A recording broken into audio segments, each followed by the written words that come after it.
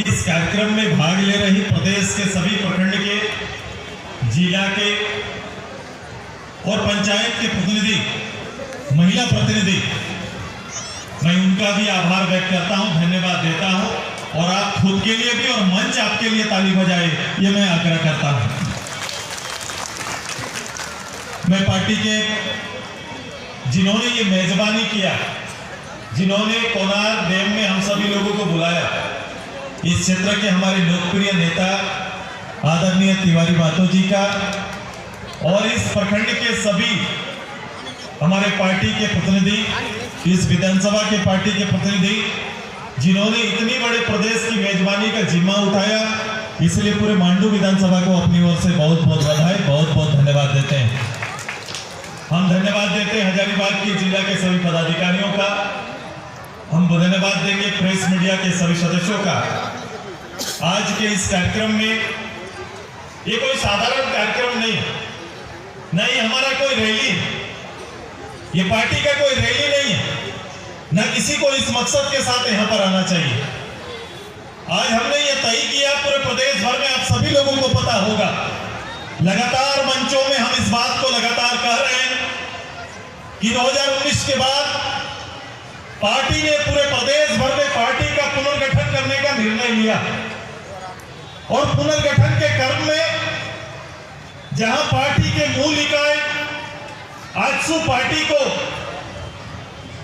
पंचायत स्तर पर गठन करने का निर्णय लिए, प्रखंड स्तर पर निर्णय लिए, जिला स्तर पर उसका गठन हुआ है। उसके साथ साथ पार्टी के 14 इकाई, 14 सहयोगी इकाई और 14 सहयोगी इकाई में एक इकाई है, वो है अखिल झारखंड महिला संगठन, जो संघ हमारा है, जो मूल आजसू पार्टी के बराबर। अगर आजसू पार्टी का इकाई का गठन पंचायत में होगा तो प्रदेश के हर पंचायत में महिला का भी गठन होगा। पार्टी ने बराबर का अधिकार दिया, बराबर का योगदान, बराबर का भागीदारी तय किया। अगर ये भागीदारी हमने तय किया है तो इसका उद्देश्य हमारा है कि देखो, समय के साथ महिलाओं को लेकर पूरे देश भर में और विश्व भर में व्यापक रूप से लोग चिंतन मंथन करते हैं और हमारा देश के अंदर ये चीजें ज्यादा है, क्योंकि लोकतांत्रिक व्यवस्था में चलने वाला यह देश, लोकतंत्र पर विश्वास करके आगे चलने वाला यह देश विश्व में उदाहरण है। अगर हम विश्व में उदाहरण है तो मैंने इसलिए कहा आपको कि मेरे तब से चिंता इस बात को लेकर है कि हमारे लिए अलग से कोई व्यवस्था, हमारे लिए सोचने का अलग तरीका, हमारे लिए भागीदारी का अलग तरीका और अवसर हमेशा राज्य सरकार, केंद्र सरकार, अलग अलग प्रदेशों में किसी न किसी माध्यम से चलता रहा है। ये क्रम चल रहा है, लोग 75 साल से ये कोशिश इस देश के अंदर कर रहे हैं, लेकिन मेरी भावना, हमारे दल की भावना, हमारे पार्टी की भावना ये बिल्कुल इससे थोड़ा आगे है कि मैं 70 साल बिताना नहीं चाहता।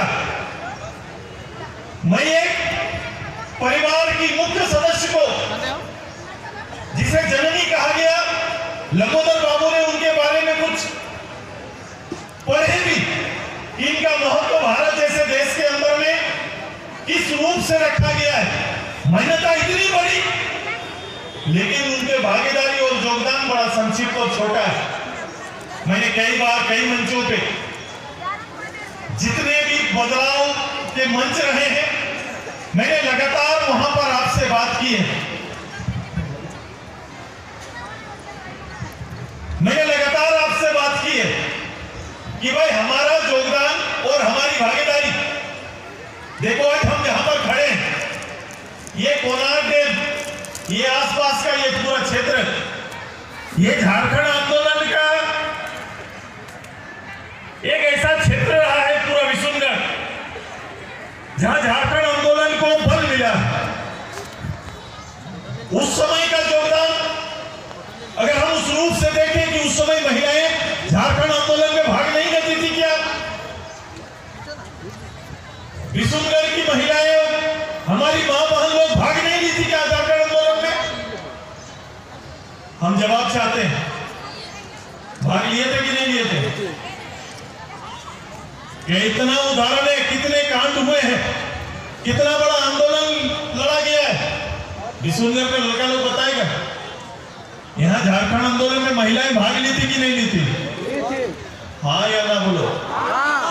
हाँ, ऐसे थोड़ी होता है, जोर से बोलो हाँ भाग ली थी। लेकिन महिलाओं को पता नहीं है, विशुनगढ़ की दीदी लोग को पता नहीं है कि हम लोग झारखंड अलग राज्य के लिए लड़े थे।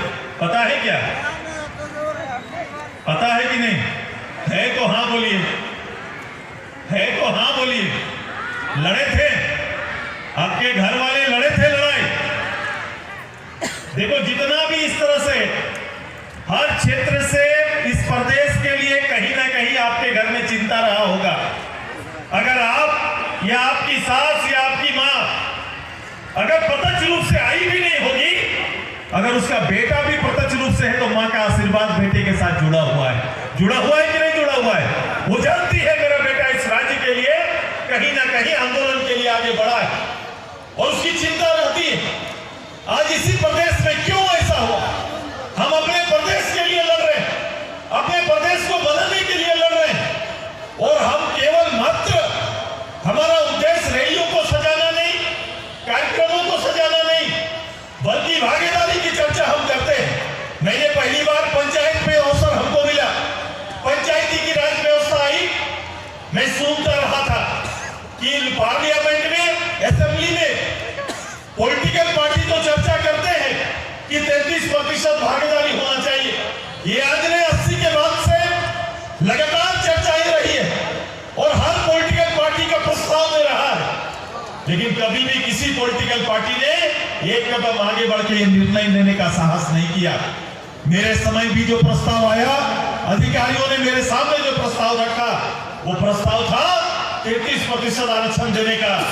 मैंने कहा ये झारखंड में और सुदेश महतो 33% आरक्षण देने के लिए नहीं, आधी आबादी को आधा भागीदारी देने के लिए तैयारी करना था। मैंने 50% आरक्षण तय किया। परिणाम है जो मंच में कुछ दीदी बैठी है और आप में से भी 57% महिला पंचायत चुनाव में जीत के आई है। ये क्यों संभव हुआ? ये इसलिए संभव हुआ क्योंकि आपको अधिकार दिया गया, सीट आपके लिए रिजर्व किया गया। तो जो चूल्हा चौखट में रहने वाली और घूंघट से कभी बाहर न निकलने वाली दीदी भी अपना गांव में